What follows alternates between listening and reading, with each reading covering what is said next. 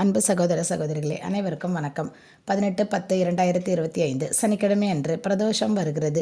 பிரதோஷத்தின் மகிமையை பற்றி தெரிந்து கொள்வோம். பிரதோஷ காலத்திற்கும் மகாலட்சுமிக்கும் சம்பந்தம் உண்டு. திருப்பார்கடலை தேவர்கள் கடைந்த நாட்களான ஏகாதசி, துவாதசி, திரையோதசி நாட்களில்தான் பார்க்கடலிலிருந்து பல பொருட்கள் தோன்றின. அப்படி தேவர்கள் பார்க்கடலை கடைய தொடங்கிய போது சிவனருள் பெறாமல் முதலில் திருப்பார்கடலை கடைந்த அன்றைய தினம் தசமி திதி அன்று ஒருவேளை உண்டு. மறுநாள் ஏகாதசி அன்று மீண்டும் கடைய தொடங்கிய போது தோன்றியது விஷம்.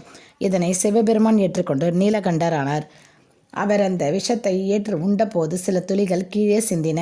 அவைகளே தேல், நட்டுவார்கிளி, பூரான் முதலிய விஷஜந்துக்கள். நச்சுவேகம் பாதித்த பிரம்மனின் படைப்பில்தான் கொலை, களவு முதலியவற்றை செய்யும் கொடிய மனிதர்கள் தோன்றினார்கள். சிவனருள் பெற்று பார்க்கடலை கடைந்த போது மகாலட்சுமி தாயார் தோன்றினார். அவரை தொடர்ந்து ஐராவதம் என்ற வெள்ளை யானை, காமதேனு, கற்பகத்தரு, சிந்தாமணி இன்னும் பல பொருட்கள் பார்க்கடலில் தோன்றின. சிவன் மாலை 4:30 மணியிலிருந்து 6 மணி வரையில் நந்தியின் இரு கொம்புகளுக்கிடையே நின்று திருநடனம் புரிந்தார். இதை தேவர்கள் கண்டு மகிழ்ந்தனர். அன்று முதல் திரையோதசி மாலை நேரத்தில் பிரதோஷ காலமாக கருதப்பட்டு அன்றைய தினம் சிவபெருமானுக்கு சிறப்பு வழிபாடுகள் நடத்தப்பட்டு வருகின்றது. இந்த பிரதோஷம் நடைபெறும் திருத்தலம் திருவாரூரில் உள்ள சிவாலயம். இதேபோல் முதலில் பிரதோஷ காலத்தில் சிவபெருமானை வழிபட்ட பெருமைக்குரியவர் தேவர்களின் தலைவரான தேவேந்திரன் ஆவார்.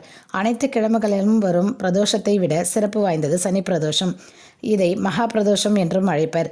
நாளை சனி பிரதோஷ வேளையில் சிவபெருமானை வணங்கி சிவன் அருள் முழுமையாக பெறுவோம். லட்சுமி கடாட்சத்தை பெறுவோம்.